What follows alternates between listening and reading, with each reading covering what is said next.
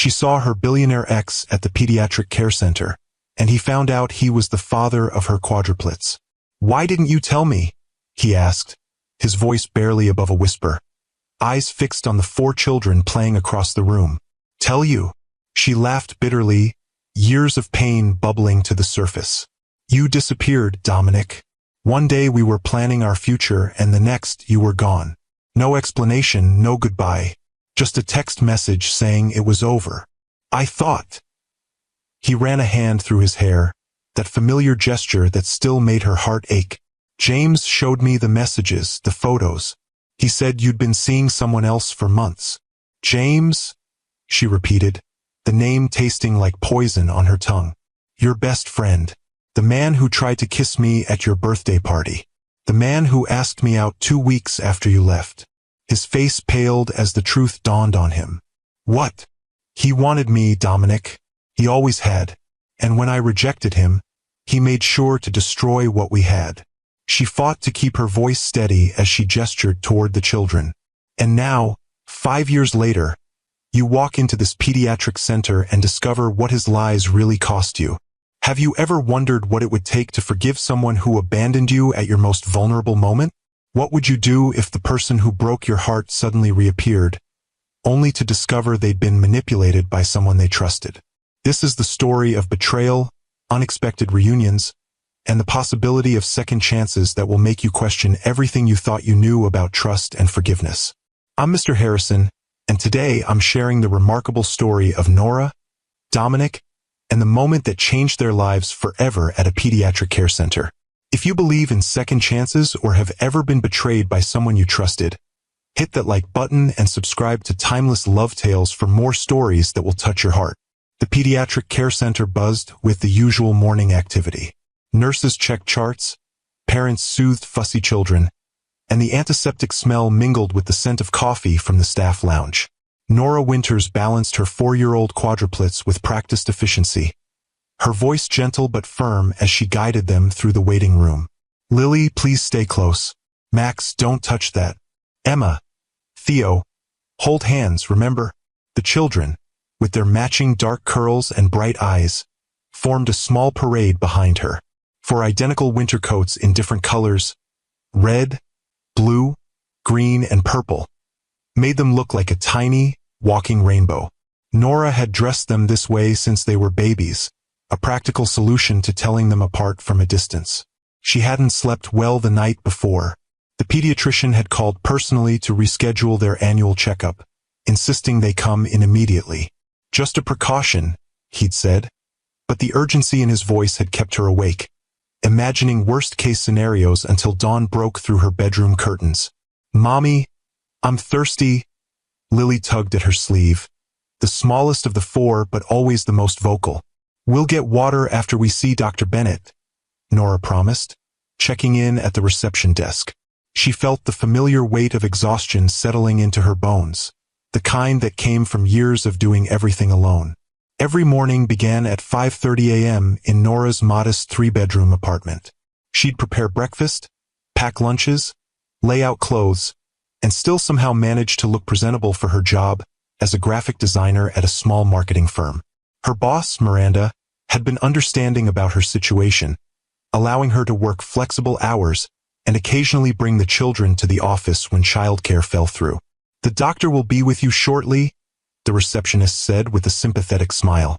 "We have a new pediatric specialist consulting today as well." Nora nodded, guiding her brood to the waiting area. As they settled into chairs, she pulled out 4 small activity books from her seemingly bottomless tote bag. The children accepted them eagerly, their little heads bending over colorful pages. She allowed herself a moment to breathe, to simply watch them. For perfect miracles she'd carried beneath her heart. For reasons she'd found the strength to rebuild her life when it had shattered 5 years ago. 5 years. Sometimes it felt like yesterday that she'd been Nora Mitchell, rising star at a prestigious design agency, engaged to Dominic Blackwood, the brilliant doctor-turned-biotech entrepreneur whose company, Blackwood Innovations, was revolutionizing medical technology. They'd met at a charity gala where her agency had donated design services. He'd approached her as she stood alone, admiring a painting. Kandinsky, he'd said, his voice deep and warm. The way he uses color to express emotion rather than form. It's fascinating, isn't it? She turned, surprised to find someone who shared her appreciation for abstract art, and found herself looking into the most intense gray eyes she'd ever seen. Eyes that now stared back at her from four small faces every day. The waiting room door swung open, pulling Nora from her memories. And suddenly there he was. Dominic Blackwood stood in the doorway, as imposing and magnetic as the day he'd walked out of her life. His tailored charcoal suit couldn't disguise the athletic build beneath, and those subtle lines had formed at the corners of his eyes. They only added character to his devastatingly handsome face. 5 years had done nothing to diminish his presence. He still commanded attention without effort, still carried himself with the quiet confidence that came from building a technology empire from nothing. Their eyes met across the room, and the world seemed to narrow to just the two of them.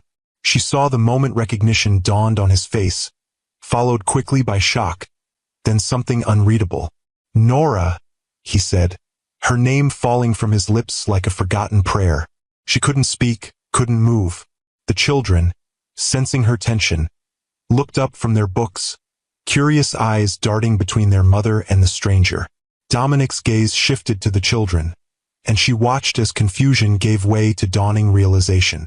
His eyes widened as he took in their features, the shape of their eyes, the curve of their jaws, the dimples that appeared when they smiled. All unmistakably his. "There," he began, his voice faltering. "Mine," Nora finished firmly, finding her voice at last. "They're mine." But even as she said it, she knew the truth was written across their faces. For pairs of eyes, the exact shade of stormy gray as his, stared back at him with innocent curiosity. "Ms. Winters," a nurse appeared, mercifully breaking the moment. "Dr. Bennett is ready for you and the children." Nora stood quickly, gathering the children's books. "Come on, little ones. Time to see the doctor." As she ushered them toward the examination room, she felt Dominic's eyes following her, burning with questions she wasn't ready to answer.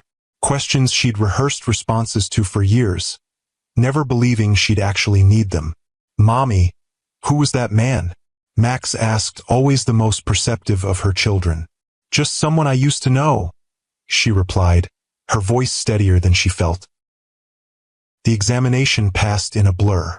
Dr. Bennett explained that recent lab results showed the children might have a rare genetic condition. Nothing immediately life-threatening, but something that required monitoring and possibly specialized treatment. He wanted a pediatric geneticist to consult, someone who specialized in rare hereditary conditions. "We're fortunate to have Dr. Blackwood visiting today," Dr. Bennett explained, oblivious to the tension radiating from Nora. "He's one of the leading experts in pediatric genetics." Before she could protest, the door opened, and Dominic entered, now wearing a white coat over his suit, a stethoscope around his neck. The transformation from billionaire CEO to medical specialist was jarring. "You're a doctor?" The words escaped her before she could stop them. "I never stopped practicing," he replied quietly. "1 day a week, at least. It keeps me grounded." She remembered then how he'd worked his way through medical school before founding his biotech company, how he'd always said that healing people mattered more than making money. It was one of the things she'd loved about him. The next hour was excruciating. Dominic examined each child with gentle, professional hands, asking questions about their development, their health history. Nora answered mechanically, watching as her children warmed to him instantly, giggling at his silly jokes, answering his questions with childish enthusiasm. "What's your favorite color?" he asked Lily as he checked her reflexes. "Purple," she declared proudly, pointing to her coat. "Like my coat. Emma's is green, Theo's is blue, and Max's is red." "That's very helpful," Dominic said, his voice thick with emotion. "It must be hard to tell you apart sometimes." "Mommy never gets us mixed up," Emma chimed in. "She says our hearts are all different colors too, on the inside where you can't see." Dominic's eyes met Nora's over Emma's head, and the pain she saw there made her look away. "They're remarkable," he said finally, his voice thick with emotion he was clearly trying to control. Perfectly healthy, though I'd like to run some additional tests to rule out the condition Dr. Bennett is concerned about. When the examination was complete, Dr. Bennett took the children to the playroom down the hall, leaving Nora and Dominic alone for the first time in 5 years. The silence between them was deafening. If you've ever had a moment where your past and present collided unexpectedly, hit that like button. And if you're wondering how Nora and Dominic will navigate this impossible situation, subscribe to Timeless Love Tales with Mr. Harrison. The most revealing part of their confrontation is just beginning, and you won't want to miss what happens when the full truth about James's betrayal comes to light. The confrontation that had been building for 5 years was finally happening, and neither of them seemed prepared for the tidal wave of emotions it unleashed. "Why didn't you tell me?" Dominic finally asked, his voice barely above a whisper. Nora laughed bitterly. "Tell you? You disappeared, Dominic. One day we were planning our future and the next you were gone. No explanation, no goodbye. Just a text message saying it was over. I thought." He ran a hand through his hair, a gesture so familiar it made her heart ache. "James showed me the messages, the photos. He said you'd been seeing someone else for months." "James?" she repeated, the name tasting like poison on her tongue. "Your best friend. The man who tried to kiss me at your birthday party. The man who asked me out 2 weeks after you left." Dominic's face paled. "What?" "He wanted me, Dominic. He always had. And when I rejected him, he made sure to destroy what we had." She crossed her arms, fighting to keep her voice steady. "But you believed him without even asking me, without giving me a chance to explain." "I saw the evidence with my own eyes," he said, but doubt had crept into his voice. "Fabricated evidence," she countered. "I never betrayed you. Never. But you betrayed me when you walked away without a word." He sank into a chair, the weight of her words visibly crushing him. "I was a fool," he whispered. "A complete fool." "Yes, you were." She wouldn't soften this for him, couldn't ease the blow of his own mistakes. "When did you find out about the pregnancy?" 3 weeks after you left. I tried to call you then. Your number was disconnected. I went to your office, but security wouldn't let me in. I even wrote letters that came back unopened." She paused, the memory still painful. "Eventually, I got the message. You didn't want to be found." Dominic looked stricken. "James handled all my communications after the breakup. He said it would be better for me to make a clean break." "Of course he did," Nora said bitterly. "And you trusted him completely." "I was devastated, Nora. I thought the woman I loved had betrayed me. I wasn't thinking clearly. And I was pregnant with quadruplets, abandoned by the man I thought would love me forever. Do you think I was thinking clearly?" Her voice broke slightly. "I had to move back in with my parents. I had to quit my job. I had to figure out how to be a mother to 4 babies all at once, all while trying to heal from what you did to me." The memory of those early days washed over her. The shock of the doctor announcing not 1 baby, but 4.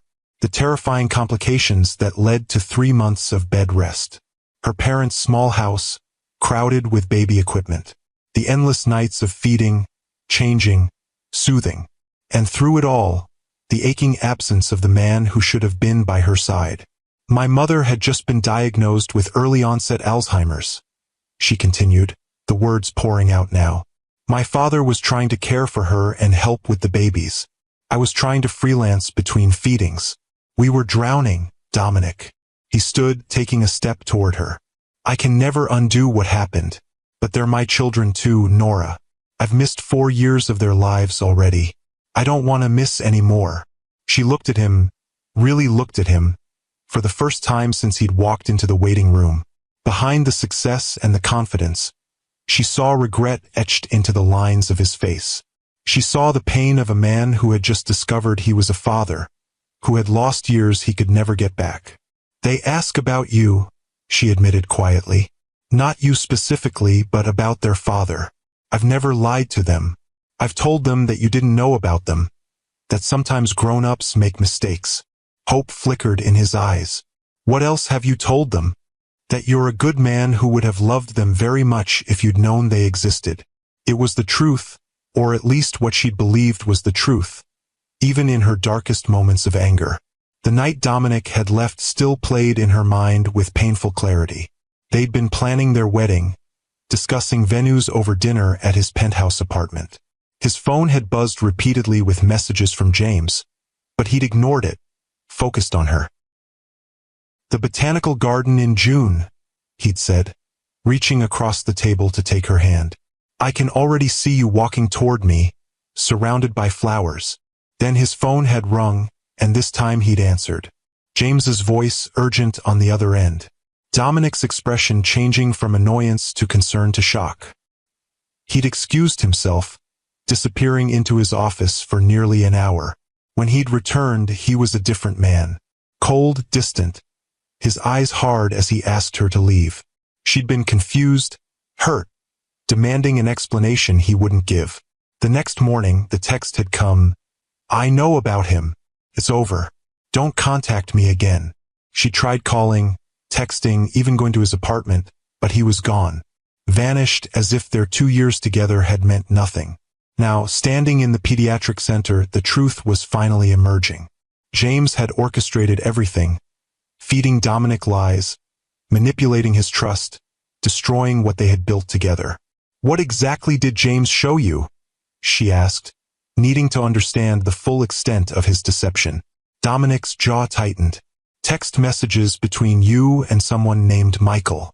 Intimate messages about meeting up, about how you had to keep it from me. Photos of you with him, looking close." "Michael?" Nora repeated, the pieces falling into place. "My cousin Michael? The one who was staying with me for 2 weeks while he looked for an apartment after his divorce." "Your cousin?" Dominic looked stunned. "Yes, my cousin. The one I told you was coming to visit. The one you were supposed to meet at that dinner I planned, but you canceled because of a business emergency." She shook her head in disbelief. "James met him when he stopped by my apartment to drop off those contract papers for you. He knew exactly who Michael was. The photos were probably completely innocent moments made to look like something else." She sighed. "James was always taking photos at group gatherings, always hovering around me when you weren't looking." Dominic's expression darkened. "He's been my CFO for the past 3 years. He's godfather to my sister's children. I trusted him with everything. And he used that trust to get what he wanted." Nora's voice softened slightly. "Or at least what he thought he wanted." "What do you mean?" "He showed up at my parents' house about 2 months after you left. Said he'd heard we'd broken up and wanted to make sure I was okay." Her laugh was hollow. "I was 5 months pregnant by then, obviously showing with multiples. The look on his face when he saw me, I'll never forget it. He didn't want a ready-made family.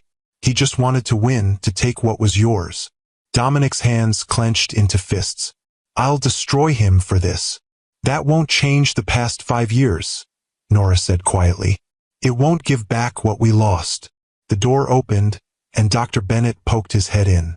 "The children are asking for you, Ms. Winters, and I have those test results whenever you're ready to discuss them." "We'll be right there," she replied, gathering her composure.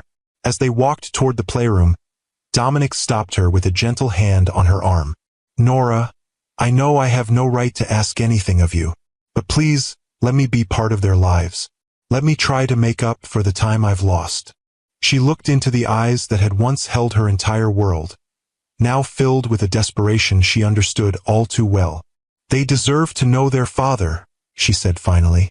"But this has to be about them, not us. Not the past." "I understand," he said solemnly. "Thank you." They entered the playroom to find the quadruplets engaged in an elaborate game involving building blocks and stuffed animals. They looked up as the adults entered, their faces brightening at the sight of their mother. "Mommy," Theo called, the quietest of the 4 but always the first to notice her return. "Look what we built. It's a hospital for animals," Emma explained seriously. "Because Dr. Dominic is an animal doctor too." Nora raised an eyebrow at Dominic, who shrugged sheepishly. "I may have mentioned that I sometimes help at the Wildlife Rehabilitation Center." He said he could take us there someday, Lily added hopefully. Can we go, Mommy? Please. The easy way the children had accepted Dominic, their instant connection to him, made Nora's heart ache with both joy and pain. They'd been missing something they hadn't even known to name, and now here he was, filling a space she hadn't been able to fill alone. If you've ever had to make a difficult decision for the sake of your children, hit that like button right now. And if you're wondering how Nora will navigate introducing Dominic as their father, subscribe to Timeless Love Tales with Mr. Harrison. The most emotional part of this reunion is still to come, and the confrontation with James will change everything you thought you knew about loyalty and betrayal. Dr. Bennett cleared his throat, bringing everyone's attention back to the reason for their visit. I've reviewed the test results, and I'm happy to say there's no indication of the genetic condition we were concerned about. The children are perfectly healthy. Relief washed over Nora, the tension she'd been carrying since the phone call finally releasing its grip. That's wonderful news. However, Dr. Bennett continued, glancing between Nora and Dominic with newfound understanding, there are some genetic markers that would be helpful to track over time. Dr. Blackwood, perhaps you could explain the significance. Dominic nodded, shifting seamlessly into his professional role despite the emotional turmoil beneath the surface. The children show a rare genetic variation that, while not harmful, could provide valuable insights for research. With your permission, Nora, I'd like to include them in a longitudinal study my foundation is conducting. What kind of study? She asked cautiously. Non-invasive monitoring, developmental assessments, nothing that would disrupt their normal lives. His eyes met hers, conveying a deeper message. It would also give me a medical reason to see them regularly, to be involved in their care. She understood what he was offering, a way to integrate himself into their lives gradually, through a framework that made sense to the children. We'd need to discuss the details, she said finally. Of course. The gratitude in his expression was unmistakable. After finalizing follow-up appointments and collecting prescriptions for children's vitamins, Nora found herself facing the awkward moment of departure. The children were clearly fascinated by Dominic, and he seemed reluctant to let them out of his sight. Perhaps, he suggested hesitantly as they gathered their coats, we could all have lunch? There's a child-friendly cafe just down the street. Before Nora could respond, Max tugged at her sleeve. Can we, Mom? Dr. Dominic says they have the best grilled cheese sandwiches. She looked at her son's hopeful face, then at the three other pairs of eager eyes watching her. All right, she conceded. But we need to be home by 3 for Grandma's therapy session. The cafe was exactly as Dominic had described, bright, colorful, with a small play area visible from every table. As the children settled in with crayons and coloring sheets, Nora found herself sitting across from the man she'd once planned to marry, trying to navigate this surreal new reality. Your mother, Dominic said quietly. How is she doing? The question surprised her. Some days are better than others. The new medication helps with the confusion, but... She shrugged, the gesture conveying what words couldn't. I'm sorry. I remember how close you were to her. A waitress arrived to take their order, giving Nora a moment to compose herself. The children requested grilled cheese sandwiches with enthusiastic certainty, while the adults ordered salads neither of them would probably eat. When they were alone again, Dominic leaned forward. There's something I need to tell you about James. I'm not sure I want to hear anything more about him, Nora said, her voice tight. You need to know this. His expression was grave.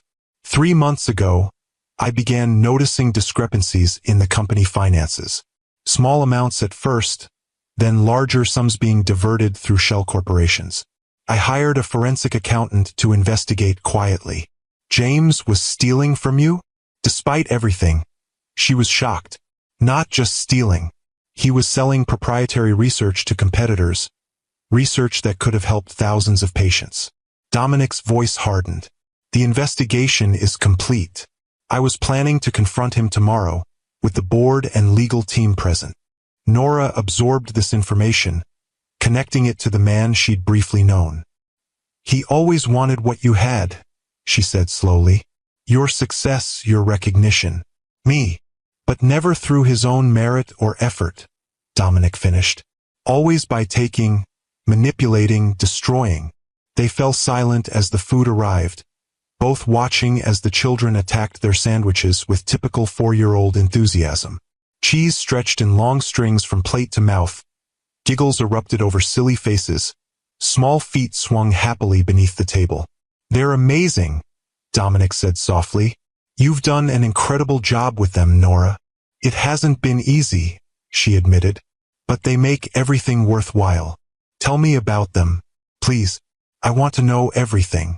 And so, over cooling salads and children's laughter, Nora shared the stories of their first 4 years. Theo's early fascination with music, how he hummed before he could talk. Emma's artistic talent, already evident in her detailed drawings. Max's insatiable curiosity about how things worked. His careful observations of the world around him. Lily's natural leadership, organizing her siblings into elaborate games of her own invention. They were born 6 weeks early, she told him. Lily was the smallest, just under 4 pounds. The doctors were concerned about her lung development, but she proved them wrong. She was the first to breathe on her own, the first to leave the NICU. Fighters, Dominic said, his eyes shining with pride. Like their mother. The compliment warmed her despite her determination to remain detached. They had to be. We all did. As lunch concluded and the children grew restless, Nora checked her watch. We should get going. My father will be waiting to drive my mother to her appointment. Of course. Dominic signaled for the check. May I walk you to your car? Outside, the autumn air had turned crisp, the sky a brilliant blue above the city streets. The children skipped ahead, contained within the invisible boundary Nora had trained them to observe, never more than 10 feet from her, always within sight. They're so well behaved, Dominic observed. Most 4-year-olds I see in my practice can barely sit still for an examination, let alone manage public outings so well. Necessity, Nora replied simply. When you're outnumbered 4-1, you establish rules early. They reached her car, a practical minivan with visible signs of wear. As she helped the children into their car seats, a process she had refined to an efficient routine, Dominic stood awkwardly to the side, clearly wanting to help but unsure how. Goodbye, Dr. Dominic, the children called in near unison as they were secured. Goodbye, he replied, his voice thick with emotion. I hope to see you all again very soon. When the children were settled, Nora closed the sliding door and turned to face him. This is complicated, she said quietly. I need time to process everything, to figure out how to explain this to them. I understand. He reached into his pocket and withdrew a business card, writing something on the back before handing it to her. My personal number. Call me when you're ready, day or night. She took the card, their fingers brushing momentarily. I will. Nora. His voice stopped her as she turned to leave. I know I have no right to ask this, but their birth certificates. What name did you put? The question caught her off guard. Winters. My maiden name. I changed mine back after everything. He nodded, absorbing this information. And their full names? Lily Grace Winters. Maxwell James Winters. She stopped, realizing the irony of the middle name she'd chosen before knowing the truth. Emma Rose Winters. Theodore Alexander Winters. Theodore, he repeated softly. After my grandfather. Yes. She hadn't been able to help herself, wanting to give the children some connection to their father's family, even if he never knew them. I remembered how close you were to him. Emotion washed over his face. Thank you for that. For all of it. For raising them so beautifully when I failed you so completely. The sincerity in his voice threatened to crack the protective wall she'd built around her heart. I have to go, she said, turning quickly toward the driver's side. Nora, he called one last time. I'll make this right. Somehow I'll make this right. She didn't respond, couldn't trust her voice not to betray her. Instead, she slipped into the driver's seat and started the engine, focusing on the road ahead rather than the man standing on the sidewalk, watching his children drive away. The drive home was filled with excited chatter from the back seats, the children bubbling with questions about Dr. Dominic, and when they might see him again. Nora answered vaguely, her mind racing with the implications of the day's events. Her modest townhouse welcomed them with familiar comfort, toys neatly organized in colorful bins, family photos lining the walls, the slight scent of the cinnamon candles she loved. Her father greeted them at the door, his kind face lined with the strain of caring for his increasingly confused wife. "How was the appointment?" he asked, helping the children with their coats. "All clear," Nora replied, deciding to save the more complicated aspects of the day for a private conversation. "Where's Mom?" "Napping. She had a good morning," recognized everyone at breakfast. The small victory shone in his tired eyes.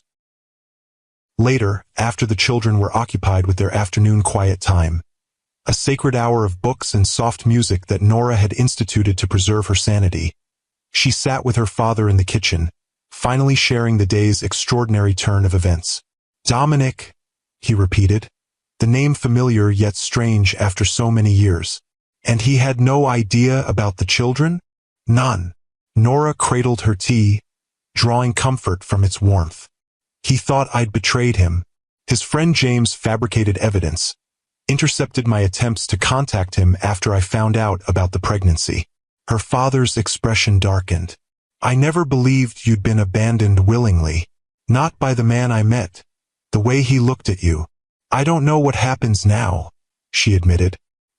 "He wants to be involved in their lives, and they have a right to know their father, but you're afraid," her father finished gently. "Afraid of disrupting the life you've built, afraid of trusting him again, afraid of what this means for you." "Yes." The simple acknowledgement brought tears to her eyes. What if he disappoints them? What if he changes his mind? What if he doesn't? Her father covered her hand with his own. What if this is the beginning of something better for all of you? If you've ever had to make a difficult decision about forgiveness, hit that like button. And if you're wondering how Nora will introduce Dominic to the children as their father, and what will happen when James discovers his deception has been exposed, subscribe to Timeless Love Tales with Mr. Harrison. The most emotional confrontation is still to come, and the healing journey these two broken hearts must navigate will test everything they thought they knew about love and trust. That evening, after the children were tucked into bed with their favorite stories and goodnight kisses, Nora sat alone in her small home office, staring at Dominic's business card. The familiar logo of Blackwood Innovations gleamed in embossed silver against the crisp white background. His personal number scrawled on the back in the same precise handwriting she remembered from love notes and birthday cards. Her phone buzzed with an incoming text message. "Unknown number. I hope it's okay that I got your number from Dr. Bennett. I just wanted to say thank you for today, for letting me meet them, for telling them good things about me all these years, even when you had every reason not to. Dominic." She stared at the message, emotions warring within her. Before she could decide whether to respond, another text arrived. "The board meeting with James is tomorrow at 9 a.m. I thought you should know." This time, she typed back, "What will you do?" His response came quickly. "What I should have done 5 years ago. Listen to the truth." The next morning dawned gray and rainy, matching Nora's unsettled mood. She moved through the familiar routine of breakfast and school preparation on autopilot, her mind repeatedly drifting to the confrontation happening across town in the gleaming Blackwood Innovations headquarters. "Mommy, you're not listening," Lily complained as she recounted an elaborate dream involving unicorns and talking trees. "I'm sorry, sweetheart," Nora apologized, refocusing on her daughter's animated face. "Tell me again about the rainbow forest." After dropping the children at their preschool, Nora drove to her office, grateful that her flexible work arrangement allowed her to process the emotional upheaval in relative privacy. Miranda, her boss, noticed her distraction immediately. "Everything okay with the quads?" she asked, poking her head into Nora's small workspace. "They're fine," Nora assured her. "It's just, their father is back in the picture." Unexpectedly, Miranda's eyebrows shot up. "The mysterious ex who vanished? Wow. How do you feel about that? I honestly don't know, Nora admitted. It's complicated. Complicated is your middle name, honey, Miranda said with a sympathetic smile. Take whatever time you need today. Around noon, Nora's phone rang. Dominic's number flashed on the screen. Hello? She answered, her heart racing. It's done. His voice was tight with controlled emotion. James confessed to everything when confronted with the evidence. The financial fraud, the corporate espionage, and what he did to us. The board has removed him, and the legal team is preparing criminal charges. How did he react?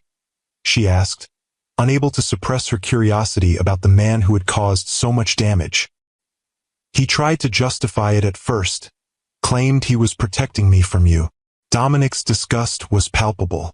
When that didn't work, he broke down, said he'd been in love with you since the moment we met, that he couldn't stand seeing you with me. That doesn't excuse what he did. No, it doesn't. Pause. He asked about you if I'd seen you. I didn't tell him about the children. That's not his business. The thought of James knowing about her children sent a chill through Nora. Thank you for that. There's something else, Dominic continued. Before security escorted him out, he said something I can't stop thinking about.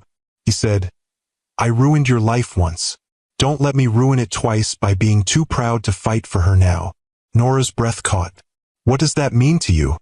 It means I don't want to waste another day without you and our children in my life. His voice softened. But I know I can't just walk back in and expect everything to be as it was. I know I have to earn your trust again, earn my place in their lives.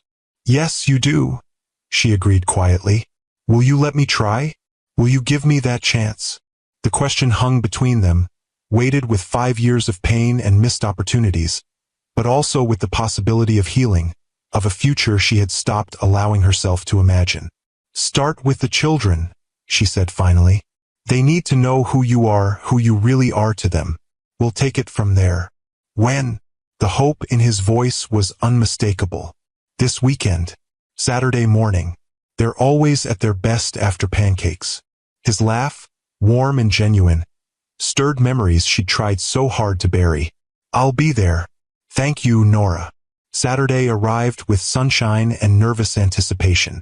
Nora had spent the previous evening preparing the children, explaining in simple terms that Dr. Dominic wasn't just a doctor they'd met at the clinic, but someone very special to their family. Is he your friend, Mommy? Emma had asked, always sensitive to emotional nuances. He was once, Nora had answered truthfully, and maybe he will be again.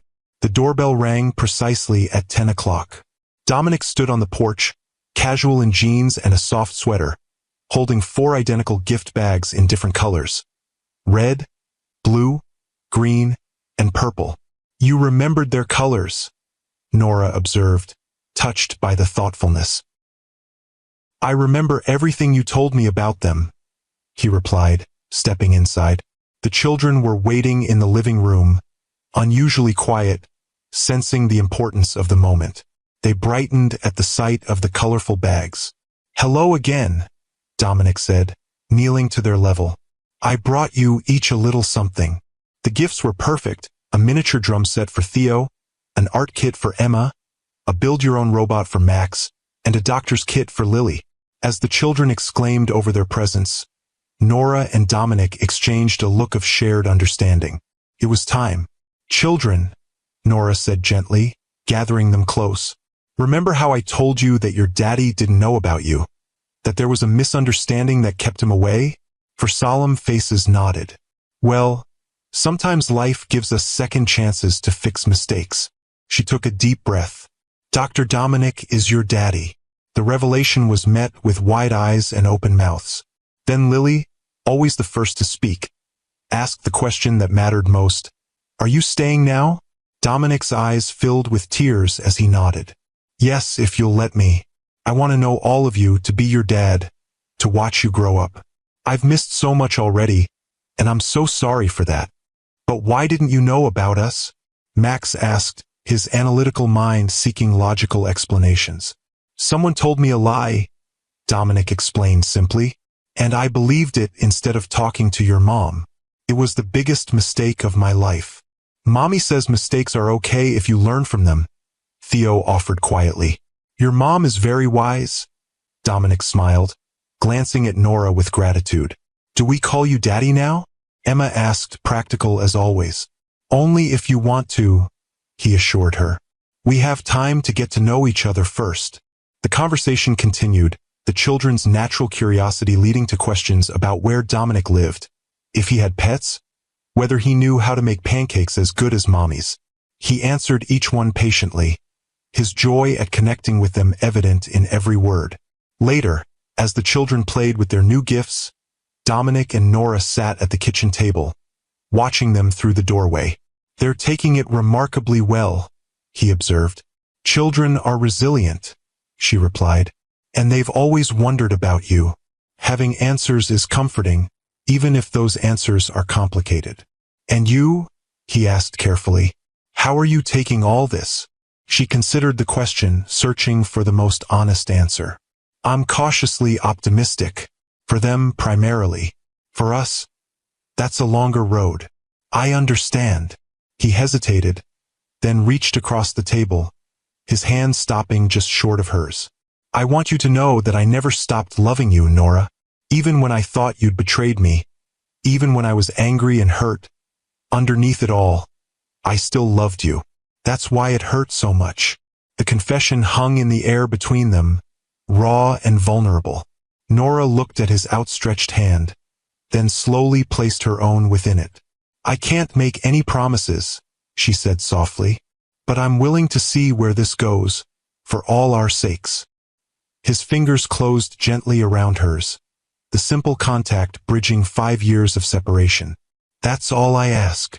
In the months that followed, they established a new normal.